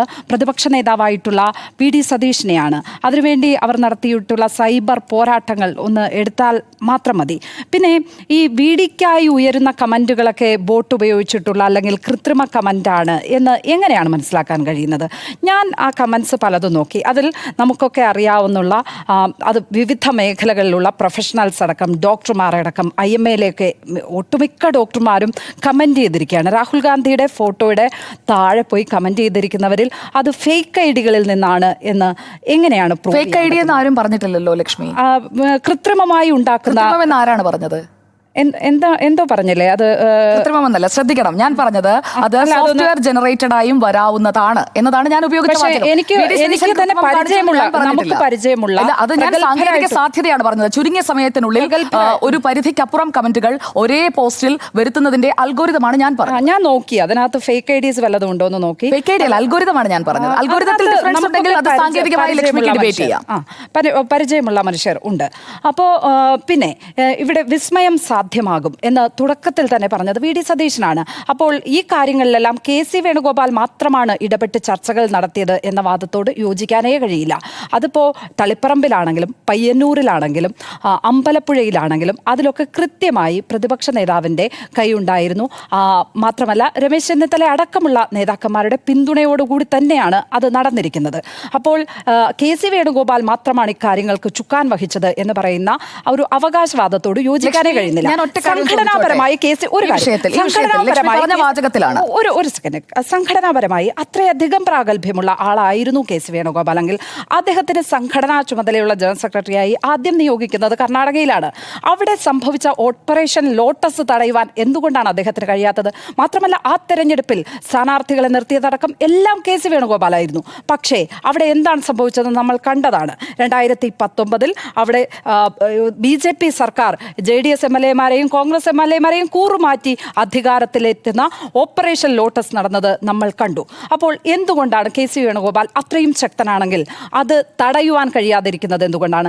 സത്യത്തിൽ അദ്ദേഹം ചെയ്യേണ്ടത് 2029 രാഹുൽ ഗാന്ധിക്ക് കരുത്തു പകരുകയും മോദിക്ക് എങ്ങനെയാണോ അമിത്ഷാ അതുപോലെ പ്രവർത്തിക്കേണ്ട ആളാണ് KC വേണുഗോപാൽ. അതല്ലാതെ ഡൽഹിയിൽ നിന്ന് ഇങ്ങ് കേരളത്തിൽ വന്ന് വെറും ഒരു മുഖ്യമന്ത്രി കസേരയ്ക്ക് വേണ്ടി പിടിവലി കൂടേണ്ട ആളല്ല. ജനവിധിയെ മാനിക്കുകയാണ് വേണ്ടത്. സത്യത്തിൽ എത്ര തിളക്കമാർന്ന ജയമാണ് കൊടുത്തിരിക്കുന്നത്. 63 MLA മാരുണ്ട് കോൺഗ്രസിന്, 102 സീറ്റുകളാണ് കിട്ടിയിരിക്കുന്നത് UDFന്. ആ തിളക്കമാർന്ന ജയത്തിന്റെ തിളക്കം കെടുത്തുന്ന പിടിവലി കസേരകളിയാണ് ഇപ്പോൾ നടക്കുന്നത്. അതിന് അന്ത്യം കുറിച്ചേ മതിയാകും. ലക്ഷ്മി പത്മ പറഞ്ഞ വാദത്തോട് വിയോജിപ്പുകൾ ഉണ്ടെങ്കിൽ പറയാം, വിജയകുമാറിനോ വേണു ബാലകൃഷ്ണനോ. കാരണം ഞാൻ യാഥാർത്ഥ്യ ബോധത്തോടെയാണ് ഇവിടെ കാര്യങ്ങൾ പറഞ്ഞത്. കാരണം ഈ സൈബർ ഇടങ്ങളിലെ പോരാട്ടം അല്ലെങ്കിൽ സൈബർ ഇടങ്ങളിലെ പിന്തുണ അത് യഥാർത്ഥത്തിൽ ജനങ്ങൾ നൽകുന്ന സൈബർ ഇടങ്ങളിൽ മാത്രമല്ല തെരുവിൽ ആളുകളെ ഇറക്കാം. ലക്ഷ്മി, നമ്മൾ അത് ആദ്യമേ കാണുന്നതൊന്നുമല്ലോ. VS ഒന്നും VD വെച്ച് ആക്കല്ലേ. VS അല്ല VD. അത് ലക്ഷ്മി എത്ര പറഞ്ഞാലും VS അച്യുതാനന്ദനൊന്നും അല്ല. അതങ്ങനെ നറേറ്റീവ് കൊണ്ടിരുന്നതാണ്. ലക്ഷ്മി, ഞാനൊന്ന് പറയാൻ സമ്മതിക്കുമോ? ലക്ഷ്മി പറഞ്ഞപ്പോൾ ഞാൻ ഇടപെട്ടില്ല. ആ ഒരു പ്രതിപക്ഷ മര്യാദ കാണിക്കുമെന്ന് ഞാൻ കരുതുന്നു. അല്ലാതെ ഈ വീടിക്കായി ഇറങ്ങിയതുപോലുള്ള ഒരു പ്രകടനമാണ് എന്നുണ്ടെങ്കിൽ ഞാൻ അതിൽ ഭാഗവാക്കാകാൻ ഞാൻ ആഗ്രഹിക്കുന്നുമില്ല. ഇവിടെ ഞാൻ പറഞ്ഞത് ഇത്ര മാത്രമാണ്. അതായത് പ്രതിപക്ഷ നിരയിൽ ഇരുന്നപ്പോൾ VD സതീശന് പ്രതിപക്ഷത്തുള്ള MLA മാരുടെ പിന്തുണ കിട്ടിയില്ല പ്രതിപക്ഷ നേതാവാകാൻ. അദ്ദേഹം ഹൈക്കമാൻഡിന്റെ ഇടപെടലിലൂടെ ആയി എന്നുള്ളതും അദ്ദേഹത്തിന് പിന്തുണ ഉണ്ടായിരുന്നില്ല എന്നതും ലക്ഷ്മി പത്മ തന്നെ പറഞ്ഞതാണ്. കൃത്യമായി ഹൈക്കമാൻഡ് സോഴ്സിനെ ഉദ്ധരിച്ചുകൊണ്ട് ലക്ഷ്മി പത്മ ഇന്നലെ പറഞ്ഞതാണ് 7 MLA മാരുടെ പിന്തുണ. അപ്പോൾ രമേശ് ചെന്നിത്തലയേക്കാൾ MLA മാരുടെ എണ്ണത്തിൽ കുറവുണ്ടായിട്ടും അവിടെ യഥാർത്ഥത്തിൽ അതിക്രമിച്ച് കയറുന്ന അല്ലെങ്കിൽ സ്വാധീനം ഉപയോഗിച്ച് നേടുന്ന ഒരു സ്ഥാനമാണ് VD സതീശന് കിട്ടിയത്. അത് MLA മാരുടെ ഒരു മാൻഡേറ്റ് അല്ല. അന്ന് ജനങ്ങൾ ആരും പറഞ്ഞില്ല VD സതീശനെ പ്രതിപക്ഷ നേതാവാക്കണമെന്ന്. ലീഗും പറഞ്ഞില്ല VD സതീശനെ പ്രതിപക്ഷ നേതാവാക്കണമെന്ന്. സ്വാധീനിച്ച് നേടിയതാണ്. ഇത്തവണ രമേശ് ചെന്നിത്തല രമേശ് ചെന്നിത്തലയ്ക്ക് ഇത്ര MLA മാരുടെ പിന്തുണയുണ്ടെന്ന്. അതിനേക്കാൾ കുറവാണ് VD സതീശനെ അനുകൂലിക്കുന്ന MLA മാരുടെ എണ്ണം. ഹൈക്കമാൻഡ് നിയോഗിച്ച നിരീക്ഷകരുടെ മുന്നിൽ VD സതീശന് കിട്ടിയ MLA മാരുടെ പിന്തുണ എത്രമാത്രമാണ്? ഇപ്പോൾ പുറത്ത് വലിയ 35 എന്നൊക്കെ കണക്ക് പറയുന്നുണ്ടെങ്കിലും ആ 35ന്റെ 4/1 പോലും ഇല്ല എന്നുള്ളത് ഒരു യാഥാർത്ഥ്യമാണ്. കാരണം 63ന്റെ പകുതിയാണ്, പകുതിയിലും മുകളിലാണ് 35 എന്ന് പറയുന്നത്. അത്രയും ഇല്ല എന്നുള്ളത് VD സതീശനും അറിയാം, അദ്ദേഹത്തെ പിന്തുണയ്ക്കുന്നവർക്കും അറിയാം. അതുകൊണ്ടാണ് പുറത്ത് തെരുവിൽ ഈ വലിയ രീതിയിൽ ആളെ കൂട്ടുന്നത് അല്ലെങ്കിൽ എനിക്ക് ഇത്ര പിന്തുണയുണ്ടെന്ന് കാണിക്കുന്നതിനായി രാഹുൽ ഗാന്ധിക്ക് കത്തയക്കുന്നത്. ലക്ഷ്മിക്ക് അറിയാമോ, രാഹുൽ ഗാന്ധി തന്നെ എനിക്കെന്തിനാണ് ഈ ഇമെയിലൊക്കെ അയക്കുന്നത്? കൃത്യമായി കോൺഗ്രസിന്റെ സംഘടനാ രീതിയിൽ എന്താണ് നടത്തേണ്ടത്, എങ്ങനെയാണ് തെരഞ്ഞെടുപ്പ് നടത്തേണ്ടത്, അതിനുള്ള കാര്യങ്ങൾ നിർദ്ദേശിച്ചിട്ടുണ്ടെന്ന് ഇതേ രാഹുൽ ഗാന്ധി അറിയിച്ചിട്ടുണ്ട്. അപ്പോൾ പുറത്ത് പടവെട്ടിയിട്ട് കാര്യമില്ല. MLA മാർ, ആ MLA മാരുടെ നേതാവായി സഭയെ നയിക്കേണ്ട സഭാനാഥനാണ് മുഖ്യമന്ത്രി. ആ സഭാനാഥനായി ഇരിക്കുന്നവന് കൂടെ ഇരിക്കുന്നവരെ പിന്തുണയിൽ ലക്ഷ്മി ഇപ്പോൾ ഒന്ന് ആലോചിച്ച് നോക്കൂ. ചീഫ് എഡിറ്റർ എന്ന നിലയിൽ ഞാനിവിടെ ഒരു തീരുമാനത്തിലേക്ക് നമുക്ക് പോകാം എന്ന് കൂട്ടായ ഒരു ചർച്ച നടത്തുമ്പോൾ അതിൽ എഡിറ്റോറിയൽ അംഗങ്ങൾ എല്ലാവരും അത് പറ്റില്ല എന്ന് പറയുകയും ഞാൻ പുറത്ത് ജനങ്ങളുടെ പിന്തുണ എനിക്കുണ്ട് എന്ന് പറയുകയും ചെയ്യുന്നതിൽ എന്തർത്ഥമാണുള്ളത്? ഒരു എഡിറ്റോറിയൽ ബോർഡ് ഒരു തീരുമാനം എടുക്കണം എന്നുണ്ടെങ്കിൽ ആ എഡിറ്റോറിയൽ ബോർഡിന്റെ ഇപ്പോൾ മാനേജിംഗ് എഡിറ്ററായ അനിൽ അയ്യൂർ ഒരു അഭിപ്രായം പറയുകയാണ്, അല്ലെങ്കിൽ ഒരു വിഷയം മുന്നോട്ട് വയ്ക്കുകയാണ്. അതിൽ ആ തീരുമാനത്തിലേക്ക് അദ്ദേഹത്തിന് പോകണം എന്നുണ്ടെങ്കിൽ അദ്ദേഹം ജനാധിപത്യ മര്യാദയോടുകൂടി ആ മുന്നണിക്കുള്ളിൽ, അതായത് എഡിറ്റോറിയൽ ബോർഡിന് മുന്നണിയായി സങ്കല്പിക്കുക. അതിൽ ഘടകകക്ഷികൾ ഉണ്ടാകാം, ഒരേ പാർട്ടിയിൽപ്പെട്ടവരുണ്ടാകാം. അതിലെല്ലാവരും ഏകാഭിപ്രായത്തിലൂടെ എത്തുക, അതിനുവേണ്ടിയുള്ള ചർച്ചകൾ നടക്കും. പക്ഷേ എനിക്ക് പുറത്ത് പിന്തുണയുണ്ട്, അതുകൊണ്ട് ഞാനിത് നടപ്പാക്കുമെന്ന് ഒരു ഏകാധിപതിയെ പോലെ തീരുമാനിക്കാൻ സാധിക്കുമോ? ഇവിടെ നടക്കുന്നത് അതാണ്. മുന്നണിക്കുള്ളിൽ, പാർട്ടിക്കുള്ളിലെ പിന്തുണ പരമപ്രധാനമാണ്. കാരണം കോൺഗ്രസിന്റെ നേതാവാണ്. കോൺഗ്രസിന്റെ പാർലമെന്ററി പാർട്ടിയിൽ ഭൂരിപക്ഷം കിട്ടുന്നയാളാണ് മുഖ്യമന്ത്രിയാകേണ്ടത്. അല്ലാതെ ലീഗ് ഭൂരിപക്ഷം കൊടുക്കുന്ന ആളല്ല മുഖ്യമന്ത്രിയാകേണ്ടത്. കോൺഗ്രസിൽ നിന്നാണ് മുഖ്യമന്ത്രി, ലീഗിൽ നിന്നല്ല. കേരള കോൺഗ്രസ് PJ ജോസഫ് വിഭാഗത്തിൽ നിന്നല്ല, ഒരു ഘടകകക്ഷിയിൽ നിന്നുമല്ല, കോൺഗ്രസിൽ നിന്നാണ് മുഖ്യമന്ത്രി. കോൺഗ്രസ് ആണ് ഏറ്റവും വലിയ ഒറ്റക്കക്ഷി. 63 സീറ്റാണുള്ളത്. ആ 63 പേരിൽ 47 മുതൽ 50 വരെ, ഞാൻ കൃത്യം കണക്കാണ് പറയുന്നത്, അത്രയും പേരുടെ പിന്തുണയുള്ള KC എന്തിന് മാറി നിൽക്കണം? ചോദ്യം സിമ്പിളാണ് ലക്ഷ്മി. സ്വാധീനിച്ചാണ് പ്രതിപക്ഷ നേതാവായി VD സതീശൻ വന്നത് എന്നാണ് പറയുന്നത്. ഞാൻ കരുതുന്നതേയില്ല ഹൈക്കമാൻഡ് അത്തരത്തിൽ ഒരു ദുസ്വാധീനത്തിന് വഴങ്ങുന്ന സംവിധാനമായി ഞാൻ കരുതുന്നില്ല. അങ്ങനെ ഒരു ദുസ്വാധീനം VD സതീശനെ പോലെ ഒരു ചെറിയ നേതാവ്, താരതമ്യേന ചെറിയ നേതാവ് ഉയർത്തിയാൽ എങ്ങനെയാണ് VD സതീശനെ പ്രതിപക്ഷ നേതാവാക്കാൻ കഴിയുക? അതൊരു തെറ്റായ അസംഷനാണ് സത്യത്തിൽ. VD സതീശനെ പ്രതിപക്ഷ നേതാവാക്കുന്നത് ശരിയാണ്, പിന്തുണ കുറവായിരുന്നു, MLA മാരുടെ പിന്തുണ കുറവായിരുന്നു. പക്ഷേ അവിടെ പാർട്ടി അദ്ദേഹത്തിന്റെ കഴിവാണ്, അദ്ദേഹത്തിന്റെ സംഘടനാ പാടവം തന്നെയാണ് പരിഗണിച്ചത്. ഇവിടെ ജനങ്ങളുടെ തെരുവിലിറങ്ങുന്നത് അദ്ദേഹം ഇറക്കിയ ജനങ്ങളാണ് എന്നാണ് വ്യാഖ്യാനിക്കപ്പെടുന്നത്. അത് അദ്ദേഹം ഇറക്കിയാൽ എങ്ങനെയാണ് ഇത്രയധികം ആളുകൾ ഇറങ്ങി വരിക? മാത്രമല്ല, ഘടകകക്ഷികൾക്ക് അദ്ദേഹത്തെ പിന്തുണച്ചതുകൊണ്ട് എന്ത് നേട്ടമാണ് ഉള്ളത്? ലീഗിന്റെ പിന്തുണ, കേരള കോൺഗ്രസ് ഇന്നിപ്പോൾ ജോസഫ് വളരെ കൃത്യമായി പറഞ്ഞിട്ടുണ്ട്, ഈ 102 MLA-മാരുടെ പിന്തുണ അതിൽ നിന്ന് ഈ 102 MLA-മാരിൽ നിന്ന് ഒരാളാകണം മുഖ്യമന്ത്രി എന്ന് അദ്ദേഹം കൃത്യമായി പറയുകയാണ്. അപ്പോൾ ജനവിധിയെ മാനിക്കുക എന്നുണ്ട്, അത് ജനക്കൂട്ടം എന്ന് പറഞ്ഞ് ആക്ഷേപിക്കാൻ പാടില്ല. ഇനി ആക്ഷേപിച്ചിട്ടില്ല, ആക്ഷേപം എന്നുള്ള വാക്ക് ലക്ഷ്മിയുടെ കൂട്ടിച്ചേർക്കലാണ്. അതിനെ ജനവിധി ആരും ആക്ഷേപിച്ചിട്ടില്ല. ജനവിധി കിട്ടുന്നതിന് കാരണക്കാരായ ആളുകളിലേക്ക് ആ പേര് പോകും. അല്ലല്ല, ഇത് നുണ പറഞ്ഞു പോകരുത്. ഞാൻ ആക്ഷേപിച്ചിട്ടില്ല. മാത്രമല്ല, ലക്ഷ്മി ഇതൊരു ലക്ഷ്മിയുടെ ടേക്ക് പോലെ തുടർച്ചയായി 3 മിനിറ്റോളം സംസാരിക്കുകയാണ്. ഇതൊരു കോൺവെർസേഷൻ ആണ്. അടുത്ത റൗണ്ട് എന്നുള്ളത് ലക്ഷ്മിക്ക് പറയാവുന്നതാണ്, ബാക്കിയുള്ളവർക്കും സംസാരിക്കാം. ഇപ്പോൾ ആക്ഷേപിക്കുകയല്ല, വി ഡി സതീശനെ ആരും ആക്ഷേപിക്കുന്നില്ല. പക്ഷേ ജനക്കൂട്ടത്തിന്റെ അഭിപ്രായമാണോ? അതുകൊണ്ട് ഞാൻ പറഞ്ഞതല്ല, ഞാൻ ആ അഭിപ്രായം കൃത്യമായി പറയുകയാണ് ചെയ്തത്. ഞാൻ എന്റെ ടേക്കാണ് ആ പറഞ്ഞത്. ആ പറഞ്ഞതിനോടാണ് ലക്ഷ്മി ജനവിധിയെ മാനിക്കാതെ പോയ സംസ്ഥാനങ്ങളിൽ കണ്ടതൊക്കെ നമ്മൾ കണ്ടതാണ്. ആന്ധ്രയിൽ എന്താണ് സംഭവിച്ചത്? രാജസ്ഥാനിൽ സംഭവിച്ചത് എന്താണ്? മധ്യപ്രദേശിൽ എന്താണ് സംഭവിച്ചത്? അപ്പോൾ ജനവിധിയെ മാനിക്കുക എന്നത് ഒന്നുണ്ട്. ഇപ്പുറത്തെ കോളത്തിൽ ഇപ്പുറത്ത് ആ മെഷീനിൽ ഒരു മുഖ്യമന്ത്രി സ്ഥാനത്തിന് ഒരു പേര് കൂടി ഉണ്ടെങ്കിൽ അവിടെ എന്തായിരുന്നു ജനം പുതുതായി ഒന്നും പറയാനില്ല, ആവർത്തനമാണ്. വേണുഗോപാലകൃഷ്ണൻ ഇക്കാര്യത്തിൽ യാഥാർത്ഥ്യ ബോധത്തോടെ കാര്യങ്ങളെ വിലയിരുത്തിയാൽ നിരീക്ഷകർ കൊടുക്കുന്ന റിപ്പോർട്ട് അത് എല്ലാ മാനകങ്ങളും അവർ പരിശോധിച്ചതിന് ശേഷമാണ്. കൃത്യമായ ഒരു ട്രാൻസ്പെറൻസി അവർ ഉറപ്പാക്കിയിട്ടുണ്ടെന്നാണ് ഞാൻ മനസ്സിലാക്കുന്നത്. കാരണം ഘടകകക്ഷികളെ അടക്കം തിരുവനന്തപുരത്തേക്ക് വിളിപ്പിച്ച് അവരെ കൂടി കേട്ട ശേഷം ഒറ്റ തീരുമാനത്തിലേക്ക് എത്തുക എന്ന ഒരു കൃത്യമായിട്ടുള്ള ഒരു ഡയറക്ഷൻ അവർക്കുണ്ടായിരുന്നു എന്ന് വേണ്ടേ കരുതാൻ? തീർച്ചയായും അതെ. ഏറ്റവും മുന്നണി മര്യാദ ഏറ്റവും ജനാധിപത്യപരമായി എങ്ങനെ നിർവഹിക്കാൻ കഴിയുമെന്നതിൻ്റെ പ്രക്രിയയാണ് ഇന്ന് ഇന്ദിരാഭവനിൽ നാം കണ്ടത്.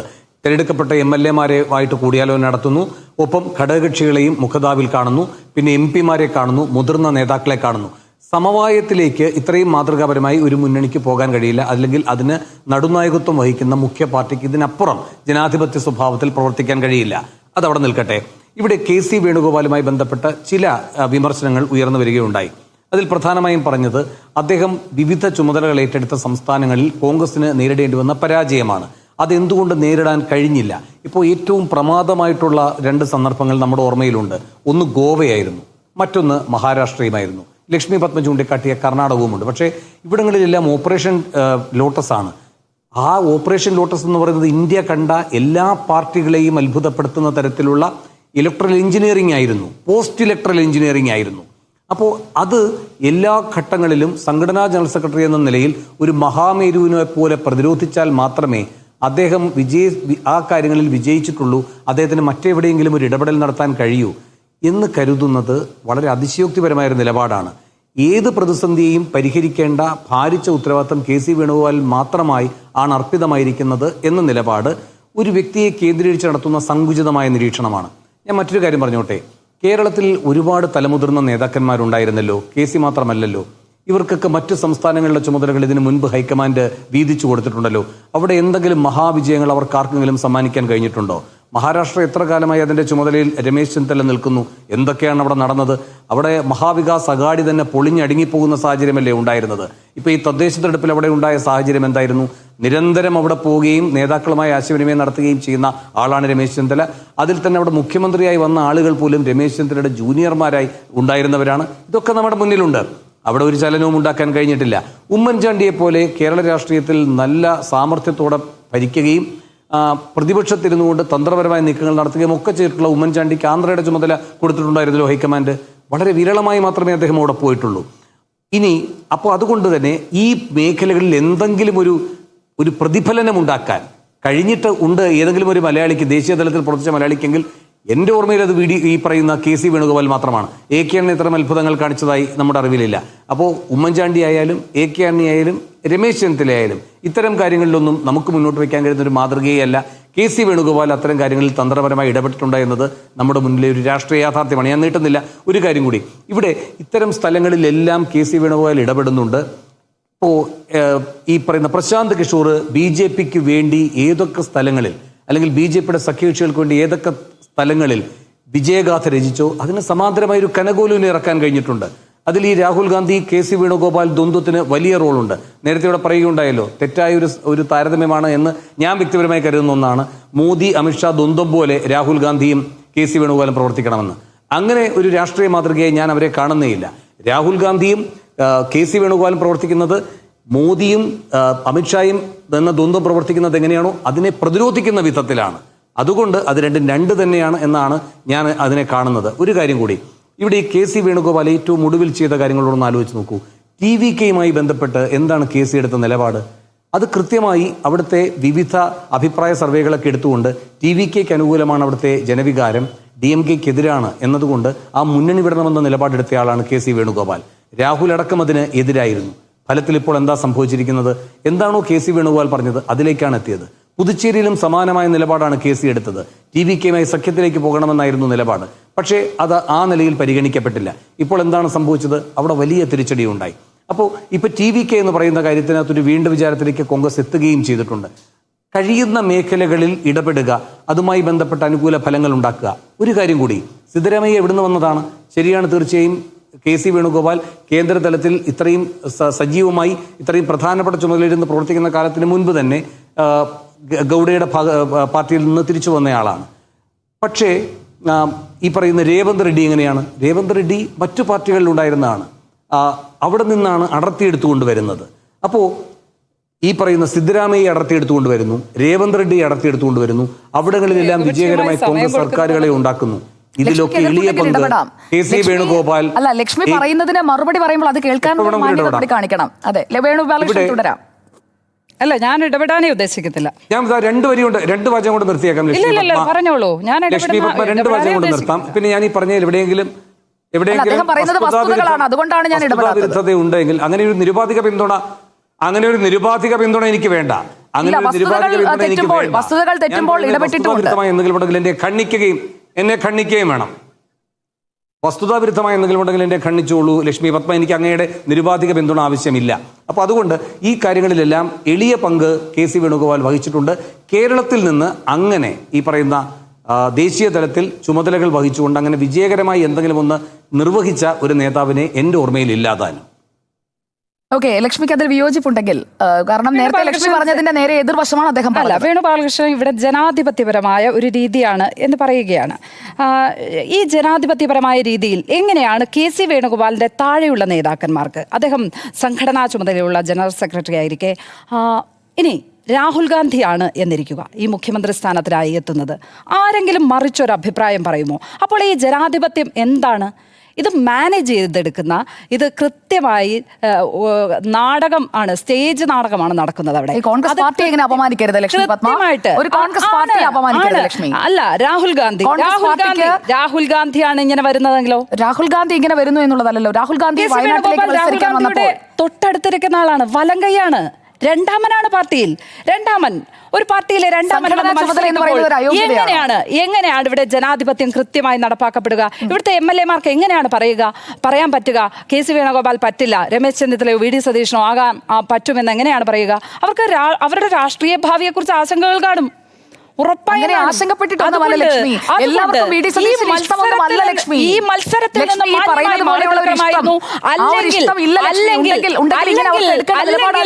ജനാധിപത്യപരമായി മത്സരിക്കണമായിരുന്നു. വന്ന് മത്സരിച്ച് ജയിക്കണമായിരുന്നേ. ഡയറക്റ്റായി വരണം, പിൻവാതിലൂടെ വന്ന് മുഖ്യമന്ത്രി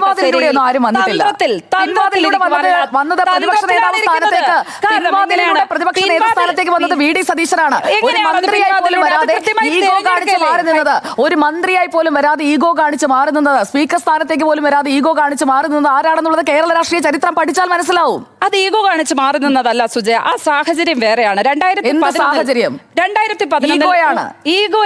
2011 ഉമ്മൻചാണ്ടി പറയുകയാണ്, പെരുന്നയിൽ പോവുക, സുകുമാരൻ നായരുടെ ഒരു കോള് അവിടെ നിന്ന് ഇങ്ങോട്ട് കിട്ടിയാൽ മന്ത്രിയാക്കാമെന്ന് വാഗ്ദാനം കൊടുക്കുകയാണ് VD സതീശന്. അദ്ദേഹം അത് പറ്റില്ല എന്ന് പറഞ്ഞു. അത്രയേ ഉള്ളൂ. അതിനെന്താണ് ഈഗോ? അത് അദ്ദേഹം ഒരു രാഷ്ട്രീയ നേതാവെന്ന നിലയിൽ അദ്ദേഹം കാണിച്ച ഏറ്റവും വലിയ ജാഗ്രതയാണ്. അത് അദ്ദേഹത്തിന്റെ ആദർശമാണ് വിളിച്ചു പറയുന്നത് അങ്ങനെ ഒരു കാര്യം. അപ്പോൾ എങ്ങനെയാണ് ഞാൻ ചോദിക്കുന്നത്? രാഹുൽ ഗാന്ധി മുഖ്യമന്ത്രി സ്ഥാനത്തിനായി നിൽക്കുകയാണ്. എനിക്ക് ലീഗിന്റെ പിന്തുണയുണ്ട് അത് മതി എന്ന് പറയുന്നവനല്ല മുഖ്യമന്ത്രി. ഒന്നാമനും രണ്ടാമനും ഒക്കെ ഇവരൊക്കെ എത്ര താഴെയാണ് ബാക്കിയുള്ളവർ. പോലുള്ളവർ, CR മഹേഷിനെ പോലുള്ളവർ, അവരൊക്കെ പോയി KC വേണുഗോപാലിനെതിരെ ഒരു അഭിപ്രായം എങ്ങനെ പറയാൻ പറ്റുമെന്നാണ്. അവിടെ തന്നെ ആ ജനാധിപത്യം അട്ടിമറിക്കപ്പെട്ടു എന്ന്. ആരും അട്ടിമറിച്ചിട്ടില്ല. അവർ അട്ടിമറിക്കപ്പെട്ടു. സത്യത്തിൽ KC വേണുഗോപാൽ മുഖ്യമന്ത്രിയാകാൻ ആഗ്രഹിക്കുമായിരുന്നു എങ്കിൽ ഡയറക്റ്റായി മത്സരത്തിലൂടെ വരണമായിരുന്നു. അതല്ലാതെ ഇങ്ങനെ ഇത് പിൻവാതിലൂടെ ഉള്ള വരൽ തന്നെയാണ്. കാരണം വിജയകുമാറിലേക്ക് പോകണം. വിജയകുമാർ ഒന്ന് കൈ ഉയർത്തിയിട്ടുണ്ട്. വിജയകുമാർ,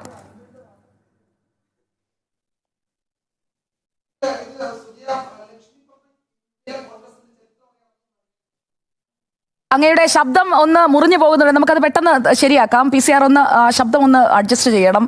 ചെറിയ സാങ്കേതിക പ്രശ്നമുണ്ട്. തിരുവനന്തപുരത്ത് നിന്നാണ് വിജയകുമാർ നമുക്കൊപ്പം ബിഗ് എഡിറ്റോറിയൽ പങ്കെടുക്കുക. അപർണക്കുറിപ്പ് നിശബ്ദയായിരിക്കുകയാണ്. സന്തോഷമാണോ പെട്ടെന്ന് തന്നെ അധികാരത്തിൽ തിരിച്ചു വരാമെന്ന്? ഞാൻ ഇവിടെ എല്ലാം ഒന്നുമില്ലാത്തൊരു പ്രശ്നം ഏറ്റവും അവസാനം പറഞ്ഞാൽ സമയം ഉണ്ടെങ്കിൽ പറഞ്ഞാലോ മതി എന്നാണ് ഞാൻ അറിയുന്നത്. എവിടെയെങ്കിലും കേട്ടിട്ടുണ്ടോ അല്ലേ, ജയിച്ച ശേഷം 1 മണിക്കൂറാണ് ഒരു മുന്നണിക്കും പാർട്ടിക്കും സന്തോഷിക്കാൻ പറ്റിയിരിക്കുന്നത്. 1 മണിക്കൂറിന് ശേഷം ആ സന്തോഷം അവിടെ തീർന്നു. LDFനെ വിമർശിക്കാനുള്ള എത്രയോ മണിക്കൂറുകൾ ഉണ്ടായിരുന്നു, അതിന് സമയമില്ല. BJPക്ക് 3 സീറ്റ് കിട്ടി, വോട്ട് വിഹിതം കൂടി, ഇത് സംസാരിക്കാൻ സമയമില്ല. ലീഗും കോൺഗ്രസും തമ്മിൽ ഈ രീതിയിലുള്ള പോസ്റ്റർ യുദ്ധങ്ങൾ ഈ അടുത്തെങ്ങാനും കണ്ടിട്ടുണ്ടോ? അതുവരെ ഇതിനകത്ത് നടക്കുകയാണ്. ഞാൻ ആലോചിക്കുന്നത് ജയിച്ച ശേഷമുള്ള ഒരു തോൽവിയില്ലേ, ആ തോൽവിയിലേക്ക് കോൺഗ്രസ് പോകുന്ന ഒരു ഘട്ടമാണ്. ഇത് ഒഴിവാക്കണം. പക്ഷെ ഇത് ഒഴിവാക്കണമെങ്കിൽ ഇത് ഒരു സജഷനൊന്നുമല്ല കേട്ടോ, ഞാൻ ആലോചിക്കുകയാണ്. ആർക്കും ഇതിനകത്ത് നിന്ന് പിന്മാറാൻ കഴിയാത്തൊരു സാഹചര്യം. KC വേണുഗോപാൽ സ്വയം മാറി ഒരു തീരുമാനമെടുക്കുകയാണെങ്കിൽ ഒരു പക്ഷേ പ്രശ്നം വളരെ പെട്ടെന്ന് പരിഹരിച്ചേനെ. പക്ഷേ KCക്ക് ഇനി അത് എടുക്കാൻ കഴിയില്ല. ഇനി അത് പറ്റില്ല എന്ന് തന്നെയാണ് ഞാൻ പറഞ്ഞത്. കാരണം ഇനി അത് അങ്ങനെ ചെയ്തു കഴിഞ്ഞാൽ അത് വല്ലാത്തൊരു പിന്മാറ്റമായി പോവും. അത് കഴിയില്ല. അപ്പോൾ പിന്നെ VD സതീശനാണ് ബാക്കിയുള്ളത്. എന്ത് ചെയ്യും VD സതീശൻ? 18-ാം തീയതി വരെ കൃത്യമായൊരു പ്രതിഷേധം എന്ന രീതിയിൽ ഫുൾ ശരീരഭാഷ വ്യക്തമാക്കി കിടക്കുന്ന VD സതീശൻ പുറത്തിറങ്ങി. നേരത്തെ ലക്ഷ്മി പറഞ്ഞ ഒരു കാര്യമുണ്ടല്ലോ, VS CPM ഒരിക്കലും കോൺഗ്രസ് അല്ല, VD സതീശൻ ഒരിക്കലും VS അച്യുതാനന്ദനല്ല. കോൺഗ്രസിൽ അധികാര ഗ്രൂപ്പുകൾക്ക് പുറത്തു നിന്നുകൊണ്ട് VS Achuthanandan VD Satheesan VS അച്യുതാനന്ദന് തുല്യമാണെന്ന്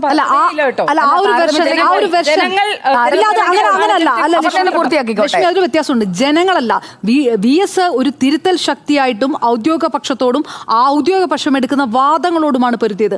അതല്ലാതെ സ്ഥാനം കിട്ടാത്തത് കൊണ്ട് പാർട്ടിക്കകത്തുള്ള 2 പ്രധാനപ്പെട്ട നേതാക്കന്മാരോട് യുദ്ധം ചെയ്യുന്ന വിഷയമല്ല VS അച്യുതാനന്ദൻ എടുത്തത്. സ്ഥാനാർത്ഥിയാക്കാത്ത അല്ല, പക്ഷെ ആ ഒറ്റ കാര്യമായിരുന്നില്ല. ആ ഒറ്റ കാര്യം അത് ഏറ്റവും അവസാനം അതിനെ കുറിച്ച് മാത്രമാണ് പറഞ്ഞത്. അങ്ങനെ അതിലേക്ക് എത്താൻ പറ്റില്ല. ശരി, പൂർത്തിയാക്കിയതിനു ശേഷം അടുത്ത അവസരം ഞാൻ പറഞ്ഞു. അങ്ങനെ ആ ഒരു വിഷയമാണ്. പിന്നെ എന്ത് പറ്റും? VD സതീശൻ മാറി നിൽക്കുമ്പോൾ VD സതീശൻ മാറി നിന്ന് കഴിഞ്ഞാൽ VS അച്യുതാനന്ദനെ പോലെ VD സതീശന് മാറി നിന്നുകൊണ്ട് കോൺഗ്രസിൽ എന്തെങ്കിലും ഒരു ഐഡന്റിറ്റി ഉണ്ടാക്കാൻ കഴിയില്ല. കാരണം അധികാരമില്ലാത്തടത്ത് ഗ്രൂപ്പുകൾക്ക് പ്രസക്തി ഇല്ലാതാകുന്ന ഒരു പാർട്ടിയാണ് കോൺഗ്രസ്. അപ്പോൾ പിന്നെ ബാക്കിയുള്ള രമേശ് ചെന്നിത്തല, എനിക്ക് തോന്നുന്നു വലിയ ഫൈറ്റിനകത്ത് രമേശ് ചെന്നിത്തല മാറി നിൽക്കുകയാണ്.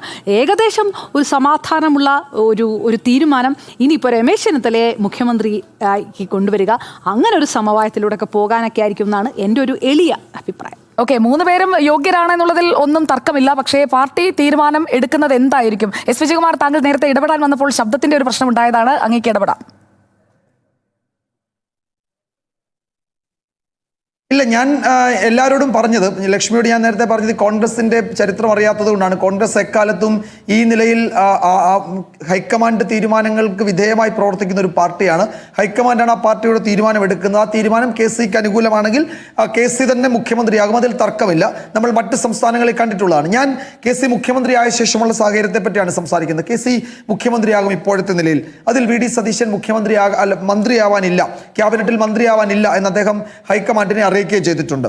എന്നാൽ VD സതീശൻ ഇപ്പോൾ പ്രതിപക്ഷം ദുർബലമാണല്ലോ കേരളത്തിൽ, വളരെ അംഗബലം കുറഞ്ഞ പ്രതിപക്ഷമാണ്. അങ്ങനെയാണെങ്കിൽ ഇനി ഇടതുമുന്നണി പുതിയ പ്രതിപക്ഷ നേതാവിനെ തേടേണ്ടതില്ല. സാങ്കേതികാർത്ഥത്തിൽ ഒരു പ്രതിപക്ഷ നേതാവ് പിണറായി വിജയനോ KN ബാലഗോപാലോ സജി ചെറിയാനോ ഉണ്ടാവട്ടെ. യഥാർത്ഥത്തിൽ പ്രതിപക്ഷ നേതാവ് VD സതീശൻ അവിടെ ഉണ്ടാകും. 2011 ഉമ്മൻചാണ്ടി സർക്കാരിന്റെ കാലത്ത് എങ്ങനെയാണോ VD സതീശൻ ഒരു പ്രതിപക്ഷ നേതാവ്, ഒരു ഇൻവിസിബിൾ ഒപ്പോസിഷൻ ലീഡറായി ആ സർക്കാരിൽ ഇടപെട്ടത്, അവസാന മന്ത്രിസഭാ യോഗ തീരുമാനങ്ങളെ കടുംവെട്ട് തീരുമാനങ്ങൾ എന്ന് വിളിച്ചത്, സോളാർ സമയത്തും ബാർക്കോഴയിലും സർക്കാരിനെതിരെ അതിരൂക്ഷ വിമർശനം നടത്തിയത്, ഈ ഭൂനിയമങ്ങളുടെ കാര്യത്തിൽ പ്രതിപക്ഷത്തിനോടൊപ്പം ചേർന്ന് സർക്കാരിനെതിരെ സമരം നടത്തിയത്, ഹരിത MLA-മാരെ എന്ന് പറയുന്ന ഒരു ഗ്രൂപ്പിനെ ഉണ്ടാക്കി പരിസ്ഥിതി വിഷയങ്ങളിൽ സർക്കാരിനെ പ്രതിരോധത്തിലാക്കിയത്, അതുപോലെ VD സതീശൻ വി.ഡി. സതീശൻ ഒരു പ്രതിപക്ഷ നേതാവിന്റെ റോളിൽ ഈ സർക്കാരിനെ ആക്രമിക്കാൻ തുടങ്ങും. 102 എന്നുള്ള സംഖ്യ ബുദ്ധിമുട്ടിക്കുന്ന പ്രതിപക്ഷത്തിന് ആ 102 എന്ന സംഖ്യയിലേക്ക് കൊണ്ടുവരാൻ കാരണക്കാരനായ ഒരാളെ പ്രതിപക്ഷത്തിനൊപ്പം കിട്ടുകയാണ്. ഞാനതാണ് പറഞ്ഞത്, കോൺഗ്രസ് കൂടുതൽ കുഴപ്പങ്ങളിലേക്ക് പോകാൻ പോകുന്നു എന്ന് പറഞ്ഞത് അതുകൊണ്ടാണ്. അത് ഒരു സാധ്യത. 2, വി.ഡി. സതീശൻ മന്ത്രിയാവില്ല, രമേശ് ചെന്നിത്തല മന്ത്രിയാകുമോ കെ.സി. വേണുഗോപാലിന്റെ കൂടെ നമുക്കറിയില്ല. അങ്ങനെയാണെങ്കിൽ ഒരു കാര്യം കൂടിയുള്ളത്, വി.ഡി. സതീശൻ മന്ത്രിയാകാതെ മാറി നിൽക്കുന്നു. സർക്കാരിനെതിരെ ഒരു പ്രതിപക്ഷ നേതാവിനെ പോലെ സർക്കാരിനെതിരെ വിമർശനങ്ങളുമായി ഭരണപക്ഷത്തുള്ള പ്രതിപക്ഷ നേതാവായി അദ്ദേഹം മാറുന്നു. രമേശ് ചെന്നിത്തലയ്ക്ക് മന്ത്രിയാകാൻ കഴിഞ്ഞാൽ ഉപമുഖ്യമന്ത്രിയും കഴിഞ്ഞിട്ടായിരിക്കും, എന്ന് വെച്ചാൽ പി.കെ. കുഞ്ഞാലിക്കുട്ടിയും കഴിഞ്ഞ് മൂന്നാമനായിരിക്കും കെ.സി.യുടെ മന്ത്രിസഭയിൽ RC. ഓർക്കണം, അതായത് സീനിയോറിറ്റിയിൽ മന്ത്രിസഭയിലെ കോൺഗ്രസിലെ ഏറ്റവും മുതിർന്ന അംഗമായ രമേശ് ചെന്നിത്തല ഇവിടെ കെ.സി. വേണുഗോപാലിന്റെ മന്ത്രിസഭയിൽ പി.കെ. കുഞ്ഞാലിക്കുട്ടി എന്ന ഉപമുഖ്യമന്ത്രിക്കും താഴെ മൂന്നാമനായിരിക്കേണ്ടി വരും. രമേശ് ചെന്നിത്തലയ്ക്ക് അത് സ്വീകാര്യമായിരിക്കും. അതുകൊണ്ടാണ് ഞാൻ പറഞ്ഞത് കോൺഗ്രസ് കൂടുതൽ കുഴപ്പങ്ങളിലേക്ക് പോകുന്നു എന്ന് പറയുന്നത്. അപ്പോൾ ചുരുക്കത്തിൽ ഈ മന്ത്രിസഭാ രൂപീകരണം മുഖ്യമന്ത്രി ചർച്ച കൊണ്ട് മുഖ്യമന്ത്രി സമവായം എന്ന് പറഞ്ഞ് ഹൈക്കമാൻഡ് കൊണ്ടുവരുന്ന ഒരു തീരുമാനത്തോടെ പ്രശ്നങ്ങൾ പരിഹരിക്കപ്പെടുകയല്ല, കൂടുതൽ സങ്കീർണമാവുകയാണ്. പിന്നെയാണ് ആ സങ്കീർണ സാഹചര്യങ്ങൾക്കിടയിലാണ് 2 ഉപതെരഞ്ഞെടുപ്പ് നടക്കാൻ പോകുന്നത്. ആലപ്പുഴ ലോക്സഭയിലും പിന്നീട് കെ.സി. വേണുഗോപാൽ മത്സരിക്കാൻ പോകുന്ന നിയമസഭാ മണ്ഡലങ്ങളിലും.